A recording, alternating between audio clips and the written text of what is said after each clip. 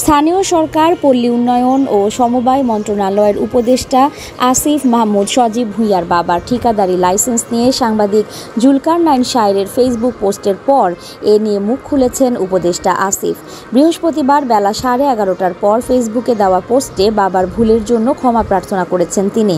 ফেসবুকে আসিফের দেওয়া পোস্টটি তুলে দেওয়া হলো। প্রথমেই আমার বাবার ভুলের জন্য ক্ষমা প্রার্থনা করছি। গতকাল রাত 9টার দিকে একজন সাংবাদিক কল দিয়ে আমার বাবার নামে ইস্যুকৃত ঠিকাদারি লাইসেন্সের বিষয়ে জানতে চাইলেন। বাবার সাথে কথা বলে নিশ্চিত হলাম তিনি জেলা পর্যায়ের জেলা নির্বাহী ইঞ্জিনিয়ার এর কার্যালয় থেকে ইস্যুকৃত একটি লাইসেন্স করেছেন। বিষয়টি উক্ত সাংবাদিককে নিশ্চিত করলাম। তিনি পোস্ট করলেন, নিউজও হলো গণমাধ্যমে, নানা আলোচনা ও সমালোচনা হচ্ছে, তাই ব্যাখ্যা দেওয়ার প্রয়োজন বোধ করলাম। আমার বাবা একজন স্কুল শিক্ষক, আকুবপুর ইয়াকুব আলী ভূঁইয়া পাবলিক উচ্চ বিদ্যালয়ের প্রধান শিক্ষক।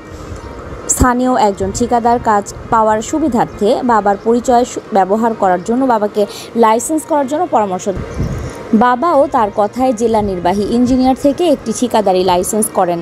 রাষ্ট্রের যে কোনো ব্যক্তি ব্যবসা করার উদ্দেশ্যে যে কোনো লাইসেন্স করতেই পারে, তবে আমি সংশ্লিষ্ট মন্ত্রণালয়ের দায়িত্বরত থাকা অবস্থায় বাবার ঠিকাদারি ব্যবসায় জড়ানো স্পষ্টভাবেই কনফ্লিক্ট অব ইন্টারেস্ট।